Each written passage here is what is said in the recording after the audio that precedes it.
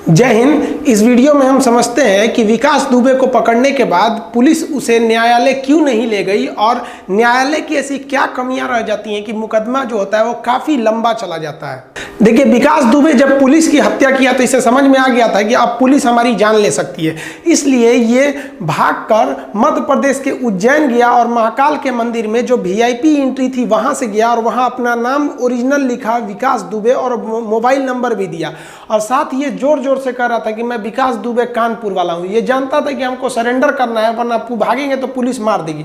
लेकिन जब मध्य प्रदेश पुलिस के आगे ये सरेंडर किया और यूपी की एसटीएफ स्पेशल टास्क फोर्स, वो पुलिस के ही कुछ अच्छे जवानों को निकालकर सिविल ड्रेस में भेज दिया जाता है ताकि वो किसी खास काम को कर सके, तो एसटीएफ को सौंप दिया गया। लेकिन एसटीएफ जब इसे ला रही थी तो अचानक खबर आई कि कानपुर के पास इसकी गाड़ी पलट गई है, इसने कई पुलिस वालों पे हमला किया और बंदूक लेके छीन के भागने की कोशिश की, जिसमें पुलिस इनकाउंटर में विकास दुबे मारा गया। हालांकि गाड़ी पलट गई, इसमें कई लोग कह रहे हैं कि भैया जो टोल प्लाजा के पास से गाड़ी गुजरी थी वो विकास दुबे उस गाड़ी में वो दूसरी गाड़ी थी और जो गाड़ी पलट गई है वो दूसरी, यानी इस गाड़ी में विकास दुबे नहीं था। तो पुलिस का कहना हम लोग बीच में गाड़ियां चेंज करते रहते हैं, कोई बात नहीं, जब बाबा रामदेव पलट सकते हैं तो ये गाड़ी पलटने की क्या जरूरत। खैर, ये पुलिस के आगे आप नहीं जीत सकते हैं। हिंदुस्तान में किसी की भी सहानुभूति नहीं है, कोई ये नहीं कह रहा है कि ये इनकाउंटर करके पुलिस ने गलती किया, वो अलग बात है। लेकिन हाँ, अगर पुलिस इसी तरह मन बढ़ते रही और किसी नाहक किसी बेगुनाह का भी इस तरह से इनकाउंटर किया जा सकता था, इसलिए पुलिस को सारा पावर ना देके कोर्ट को दिया गया। लेकिन यह कोर्ट इतना लंबा प्रोसेस लगा देती है कि पुलिस जघन्य अपराधियों को कोर्ट तक जाने से पहले जानबूझ के मार देती है। आप विकास दुबे से पहले आप देखे होंगे अमर दुबे को भी इसी तरह मार दिया गया कि भैया गाड़ी पंचर थी, भाग रहे थे तो मार दिया गया। इतने बेवकूफ होते हैं सब कि भागेंगे लोग ये लोग। उसके साथ ही आप देखिए इसके करीबी माने जाने वाला प्रभात मिश्रा को भी मार दिया गया। आखिर न्यायालय में क्या गलती होती है जो न्यायालय किसी अपराध की सजा सुनाने में इतना लंबा समय लगा देता है कि अगर आप जाइएगा तो डिस्ट्रिक्ट कोर्ट में जाएंगे, फिर हाई कोर्ट में, लास्ट डिसीजन आएगा आपका सुप्रीम कोर्ट में। यहां तक पहुंचने में आपको 20 साल लग जाते हैं सुप्रीम कोर्ट में।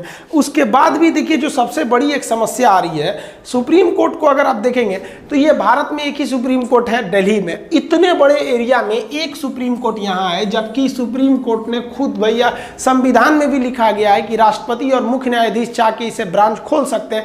तो इसका ब्रांच क्यों नहीं रहना चाहिए आप बताइए। इतना बड़ा है उत्तर प्रदेश, यहाँ का जो हाई कोर्ट है एक लखनऊ में है, एक इलाहाबाद में है। जनसंख्या ज्यादा होने की वजह से 2 ठो रखा गया है, बिहार में एक ही है, जनसंख्या कम है। देखिए जनसंख्या ज्यादा होगी क्राइम ज्यादा होगा, तो 2 रखा गया है कि नहीं। तो इतने बड़े हिंदुस्तान में भी इसके ब्रांच रहने चाहिए, पावर दोनों का सेम रहता है। लेकिन हाँ, जो जज यहाँ बैठते हैं उनमें यहाँ पे भी कुछ को भेजना चाहिए। तो दक्षिण में इन जजों में से बेंगलोर में शिफ्ट करना चाहिए या हैदराबाद में, ताकि वो दक्षिण भारत के एरिया को कमांड कर सके। और इसी का एक ब्रांच जो है हमारे सुप्रीम कोर्ट का जो दिल्ली है वो तो रहना चाहिए, एक कलकत्ता साइड में रहना चाहिए जो इधर के एरिया को देख सके।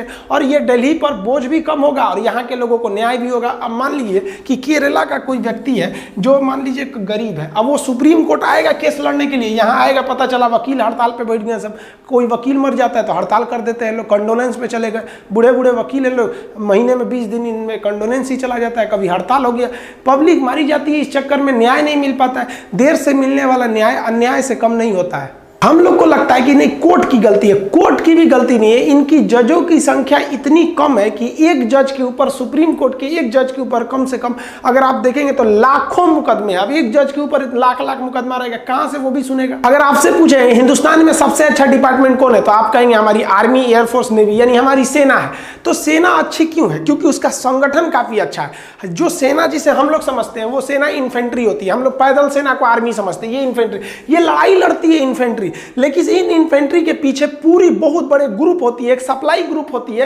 ये क्या खाना खाएंगे, इनको गोली लगी कि नहीं लगी, इनका गोली घट गया कि नहीं, मतलब इनको क्या चाहिए, ये जिम्मेदारी सप्लाई ग्रुप का होता है। ये टेंशन फ्री लड़ते हैं, इनको पता है कि मेरी सप्लाई ग्रुप को पता है कि कितनी हमको एमुनेशन चाहिए, क्या चाहिए। और सप्लाई ग्रुप युद्ध के मैदान में पहुंच के उनको खाना पहुंचाती है, गोले बारूद पहुंचाती है। इन सप्लाई ग्रुप को कहां से पता चलता है घट गया कि नहीं, तो वो सिग्नल ग्रुप का होता है। इनको टेंशन नहीं रहता है कि इनका नेटवर्क भाग गया कि नहीं, नेटवर्क नेटवर्क है या नहीं है, ये सिग्नल ग्रुप का काम रहता है। सिग्नल कोर वहाँ ऑटोमेटिक सिग्नल लगा देती है, टावर खड़े कर देती है अपने ट्रक के ऊपर। इनको एक दूसरे डिपार्टमेंट का अपना खुद का काम होता है। अब जैसे मान लीजिए यह गोली से वहाँ नहीं काम चल रहा है तो वहाँ पे आर्टिलरी फायर करना है, तो आर्टिलरी एक अलग डिपार्टमेंट है। तुरंत ये इन्फेंट्री कहेगा कि भैया डायरेक्ट नहीं इनडायरेक्ट फायर चाहिए, पहाड़ की उस बार से सेलिंग आ रही है तो आर्टिलरी फायर होगा। आर्टिलरी से काम नहीं चलेगा तो स्ट्रेटेजिक फोर्स के पास भेजा जाएगा, मिसाइल मारेगी यहाँ पर।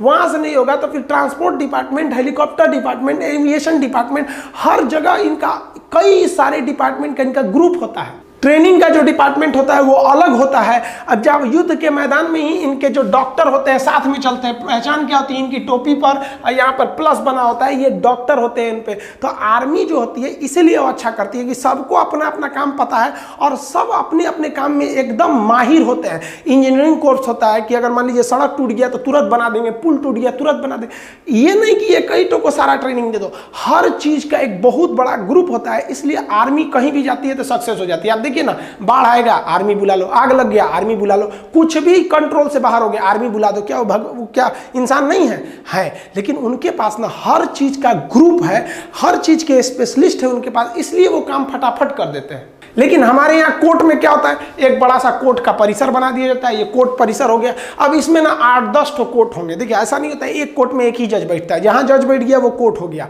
उसका एक हॉल टाइप का होता है। तो एक डिस्ट्रिक्ट कोर्ट में लगभग 30-40 जज बैठे रहते हैं, वो अमूमन होते हैं। छोटा जिला रहेगा तो 15-20 भी होते हैं। तो एक कोर्ट, जैसे एक फ्लोर पे मान लीजिए ये हो गया, एक कोर्ट हो गया, यहाँ पर 2 कोर्ट, ऐसे करके कोर्ट बना दिए जाते हैं। और इसमें क्या होता है, 2 तरह के मुकदमे डाल दिए गए। एक दीवानी मुकदमा जो धन दौलत से पैसा से रिलेटेड होता है, एक फौजदारी जो मारपीट से होता है। लेकिन उसमें भी तो कई वेराइटी है। तो कोर्ट को भी ना ये इतने, मान लीजिए कि यहाँ पे 30 जज है तो 30 जज में ना इसमें डिपार्टमेंट बांट देना चाहिए 5-5 का, कि भैया ये स्पेशलिस्ट तुम इसको देखो, तुम इसको देखो। इससे काम बहुत तेजी से होगा। जैसे आप देखिए LIC खुलवाने जाइए तो कहेगा कि भैया LIC एक्सीडेंट हो जाता है तो हम इतना पैसा देंगे, किसी की जान चली जाएगी इतना पैसा देंगे। जब खुलवाने आइएगा तो खूब प्रेम से बात करेगा। और कोई आदमी मर गया ना तो 2 से 3 साल दौड़ा देते हैं सर LIC वाले पैसा देने के लिए। और जब खुलवाना रहता है तो घर घर आते हैं सर। आप जाइए ना कोर्ट में, डिपार्टमेंट नहीं है, दीवानी में जाइए 10 साल मुकदमा चलेगा तो एक इस पे डिपार्टमेंट बैठाइए ना कि भैया LIC वाला सबका ये वाला कोर्ट देखेगा। किसी को भी मैटर है वहां जाके देख लीजिए, वहां पे इंश्योरेंस का मैटर पता चला। आप बाइक लिए, इंश्योरेंस के टाइम खूब अच्छा चोरी हो गया, इंश्योरेंस वाला कहता है ये पेपर लाइए, जानबूझ के ऐसा पेपर मांगेगा कि आप दे नहीं सकते। भैया चोरी हो गया, प्रूफ कर दीजिए कि हाँ चोरी हो गया, आप लाइए मेरा इंश्योरेंस का है। तो इसके लिए भी कोर्ट के पास जजों की, मान लीजिए 30 जज है तो उसको डिपार्टमेंट दे दीजिए कि भैया 2 जज, इसमें 30 में से 2 जज बैंक और LIC वाले देखेंगे। बैंक में क्या होता है, किसी को चेक दे दीजिए कि लीजिए भैया, जैसे यहाँ ये चेक कटा हुआ है, कितने का है भाई, 22 लाख का चेक कटा हुआ है, चेक दे दीजिए, लीजिए आप अकाउंट में पैसे नहीं है। तो ऐसे चेक को कहते हैं बाउंस चेक। चेक बाउंस हो गया, आप दौड़ते रहिए। तो कोर्ट में आइए भाई, वहां पर हर चीज का एक डिपार्टमेंट बना देना चाहिए। कोर्ट में भी जजों की संख्या बहुत कम है, उसे भर के स्पेशलिस्ट होना चाहिए। अब जैसे मान लीजिए कोई कोर्ट जज है जो बैंक और LIC वाला ही मामला ज्यादा देख रहा है, तो उसके दिमाग में आइडिया है कैसे कैसे ये वाला काम कैसे छल कपट करते हैं, एकदम वो स्पेशलिस्ट हो चुका है, वो तुरंत उसको पकड़ लेगा और मामला लेंदी नहीं होगा। इंडिया में रेप और मर्डर जैसे जघन्य अपराध 20-20, 30-30 साल चलते हैं। अब देखिए हिंदुस्तान में जो सबसे बुरा दामिनी रेप कांड हुआ 2012 में, फांसी लगी यहां आकर। सोचिए इतना लंबा खींच दिया, 2020 ला दिए लोग वहां पर। इतना लेट क्यों हो रहा है? तो कोर्ट को भी करना चाहिए कि भैया जो जज हैं, जो मान लीजिए 30-30 जज है सर, 2-4 जज को स्पेशलिस्ट करा कर दिए कि भैया ये वाला जो कोर्ट है इसमें रेप से रिलेटेड मामले सुने जाएंगे। एक कोर्ट बना दीजिए, 10-15 जज उसमें डाल दीजिए कि भैया ये मर्डर के लिए, और एकदम टाइमलाइन डिसाइड कर दीजिए कि रेप और मर्डर जैसे जघन्य अपराध को 1 साल के अंदर फैसला सुना देना है। और जज लोग को एकदम टाइमिंग दे दीजिए, नहीं डेली का डेली। ये क्या कि आज जनवरी में तारीख पड़ेगा, अब आइएगा जून में। तो ये दोनों मामलों पर 1 से 2 साल बहुत होते हैं अगर आपको तुरंत कार्रवाई पे करना है तब। अब ये पुलिस को पता था कि विकास दुबे को ले जाएंगे ना तो 10 साल लगा देंगे यहाँ पर, उससे अच्छा मामला निपटा दो। रोड एक्सीडेंट में देखेंगे तो रोड एक्सीडेंट भी 2 तरह से होते हैं, एक लापरवाही से, एक गलती से। ऐसा नहीं है कि केवल आपकी लापरवाही, कभी कभी गलती से भी हो जाता है। कभी गाड़ी में कोई गड़बड़ी आ गई, एक्सीडेंट हो गया। अगर लापरवाही से हो रहा है तो सजा ज़्यादा दीजिए, और थोड़ी सी मान लीजिए गाड़ी में ही कुछ खराबी है तो उसमें सजा थोड़ी सी कम रहनी चाहिए।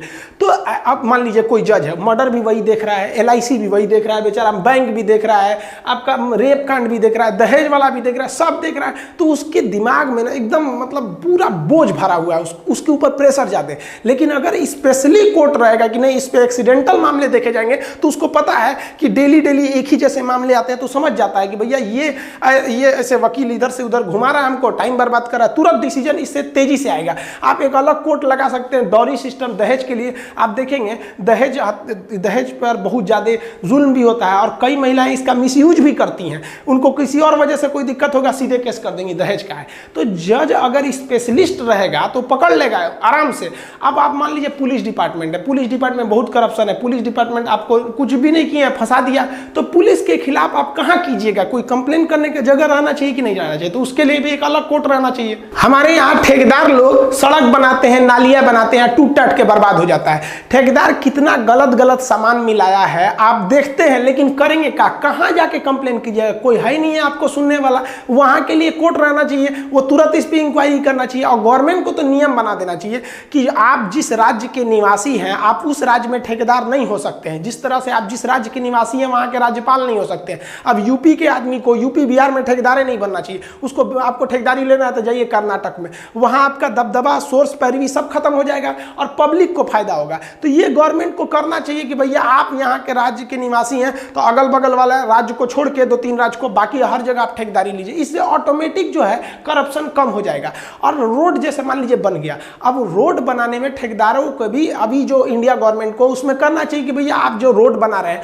ये अगर 10 साल टूटता है तो मेंटेनेंस का काम आपका है। मेंटेनेंस डिपार्टमेंट हर डिस्ट्रिक्ट में होना चाहिए। अगर कहीं सड़क टूट रही है तो अब इसकी जिम्मेदारी आप पुलिस डिपार्टमेंट को दे दीजिए, क्योंकि पुलिस हर जगह आती जाती रहती है। पुलिस का एक और काम रहेगा कि जाते वक्त अगर आपका कहीं से सड़क टूटा हुआ है तो आप उसको रिकॉर्ड कर लीजिए कि कहाँ का टूटा है, और जो मेंटेनेंस डिपार्टमेंट है उसको बताइए और वो बता देगा भाई ठेकेदार को कि आपने ये सड़क बनाया था अभी 10 साल नहीं हुआ, रिपेयर कीजिए। 10 दिन के अंदर नहीं कीजिएगा तो फिर कोर्ट देखेंगे और कोर्ट तुरंत मांगेगी भाई 10 दिन में नहीं किए तो फाइन दो। तो हर चीज का एक स्पेशलिस्ट हो जाने से ज्यादा अच्छा होता है। आप इंडिया में जाइएगा किसी भी डिपार्टमेंट में, वहां पैसा चलेगा। आप जिस जगह के रहने वाले हैं वहां का आवासीय प्रमाण पत्र बनवाने में आपको 20 दिन लग जाएगा। अगर कोई व्यक्ति मर गया है ना तो उसके परिवार वाले को मृत्यु प्रमाण पत्र लेने में 20 दिन लग जाएगा। लेकिन वही पैसा थमा दीजिए, तुरंत हाथों हाथ हो जाएगा। इनके खिलाफ आप कोई ऐसा कोर्ट है जहां आप स्पेशली जा सकते हैं कि भ्रष्ट अधिकारियों के खिलाफ आप अपने यहाँ जाइएगा, टाउन एरिया में जाइए, तहसील में जाइए, बिना पैसा खिलाए कुछ नहीं हो सकता है। तो इनके खिलाफ आप कहीं नहीं जा सकते क्योंकि पता ही नहीं है आपको जाना कहाँ है। जाइएगा आपके खिलाफ, इन लोगों के खिलाफ करने तो 20 साल आपको मुकदमा लड़ना पड़ जाएगा यहाँ पे। तो ये बहुत दिक्कत होता है। तो इसके लिए गवर्नमेंट को बहुत कड़ा एक्शन लेना चाहिए, एक टाइमलाइन फिक्स कर देना चाहिए कि ये काम इतने सालों में हो जाना चाहिए, और वो टाइमलाइन पूरा करने की जिम्मेदारी आर्मी के जो रिटायर्ड ऑफिसर है उनको दे देना चाहिए। जैसे कोई सड़क बनाना है ये 2 साल में बन जाना चाहिए, अब वो भैया आपने वो ठेकेदार को दे दिया पैसा और टाइमलाइन दे दिया आपने आर्मी अफसर को, वो जाके देख लेगा बना कि नहीं, एकदम गारंटी टाइम से करवा लेंगे सब, आर्मी वालों को सौंप दीजिए। तो नेतागिरी पर भी सुप्रीम कोर्ट जो है एकदम हाथ पे हाथ रख के बैठा है। सुप्रीम कोर्ट को भी आदेश पारित करना चाहिए, ये सुप्रीम कोर्ट का अधिकार है, वो ऐसा घोषणा कर सकता है जनहित को ध्यान में रखते हुए कि जो नेता लोग हैं ये चुनाव से पहले जो भाषण देते हैं कि हम ये करेंगे ये करेंगे, इन्हें ये अपना भाषण स्टैम्प पेपर पर लिख कर देना होगा। और यदि ये 5 साल में पूरा नहीं कर सके तो इनकी पूरी पार्टी का कोई भी व्यक्ति आजीवन चुनाव नहीं लड़ सकता है। होता क्या हमारे यहाँ चुनाव से पहले भयंकर बात है, 2 करोड़ नौकरी, 100 गो स्मार्ट सिटी। हर सरकार, हम किसी एक सरकार की तारीफ या किसी एक सरकार की बुराई नहीं कर रहे हैं। आप नहीं कह सकते हैं कि हिंदुस्तान में आज तक कोई ऐसी सरकार बनी है जो अपने हर एक वादों को पूरा किया। हालांकि दिल्ली में गवर्नमेंट जो है वो जनता के लिए काफ़ी ज़्यादा अच्छा काम किया है, हम इसको कहते हैं। लेकिन गवर्नमेंट को ऐसा, सुप्रीम कोर्ट को ऐसा डिसीजन लेना चाहिए कि अगर नेता जो वादा किए हैं पूरा नहीं कर सकते हैं स्टैम्प पेपर में लिखे हुए वादों को, तो उनकी पार्टी का कोई भी व्यक्ति चुनाव नहीं लड़ेगा। इससे क्या होगा कि जो नेता सब बोल देता है सब कि हम ये करेंगे या चुनाव के बाद कुछ नहीं करेंगे, इससे हम लोग बच सकते हैं। तो ये हम ये नहीं कर रहे कि आप खूब ज्यादा कोर्ट खोल दीजिए। जो आपका पहले से कोर्ट है इसमें तो ऑलरेडी 30 जज बैठते हैं, तो आप 5-5 का ग्रुप बना दीजिए और उसमें स्पेशली बांट दीजिए कि ये बैंक से रिलेटेड मामला, ये मर्डर से, ये रेप से, ये नेतागिरी से, ये करप्शन से, ये इससे मामले को देखेंगे। और इन्हीं कोर्ट में एक और कोर्ट होना चाहिए जो इस बात पर जांच करे कि जज ठीक से कर रहे हैं कि नहीं। कहीं जजे तो नहीं मिल गया, पता चला तो सोने को जंग लग जाए तो लोग लोहा से क्या उम्मीद करेगा। और इस कोर्ट में आर्मी वालों को भरना चाहिए था, जो आर्मी के कोर्ट होते हैं सब वहां पे कोर्ट मार्शल बोलते हैं। इससे हम एक त्वरित डिसीजन ले सकते हैं। वरना हमारे यहाँ जो न्यायालय बनाया गया, आप इस चीज को मानिए, ये न्यायालय अंग्रेज बनाए थे सब, और वो जानबूझकर इसका इस तरह से ढांचा तैयार किए सब कि अंग्रेज जब भारतीयों पे अत्याचार करते थे तो भारत के लोग गुलाम थे, डायरेक्ट लड़ नहीं सकते थे, वो कोर्ट में जाते थे और कोर्ट में 20 साल कोर्ट उनको झेला देती थी। तो ये जो कोर्ट का तरीका बनाया गया था, ये अंग्रेजों को ध्यान में रखकर बनाया गया था। और आजाद जब हुए तो हम लोगों ने उस तरीकों को हूबहू अपना लिया, ना कि उसमें फास्ट प्रोसीजर को लाए लोग। गवर्नमेंट भी बोली, मोदी जी भी कहे थे कि हमारी सरकार आएगी तो हम जजों की संख्या को बढ़ाएंगे, अलग से कोर्ट बनाएंगे जो घोटालों की जांच करे। ये सब नहीं बना पाए, वो भी नहीं बनाए इस चीज को। तो हर जगह इस तरह से देखा जा रहा है। तो अभी जो न्यायालय है वो जजों की संख्या की कमी को बहुत ज्यादा जूझ रहा है। यहाँ जजों की संख्या बहुत कम है। तो आई होप आप समझ गए होंगे। आपको नेक्स्ट वीडियो में हम समझाएंगे कि सुप्रीम कोर्ट कैसे काम करता है, हाई कोर्ट कैसे काम करता है, डिस्ट्रिक्ट कोर्ट, और डिस्ट्रिक्ट कोर्ट में भी सेशन कोर्ट क्या होता है, सिविल कोर्ट क्या होता है, और ये सब प्रोसीजर के बारे में आपको समझा देंगे। तभी आप समझेंगे कि आईपीसी की धारा क्या होती है और सीआरपीसी क्या होता है, धारा और अनुच्छेद में क्या अंतर होता है। मिलेंगे नेक्स्ट वीडियो में, तब तक के लिए जय हिंद।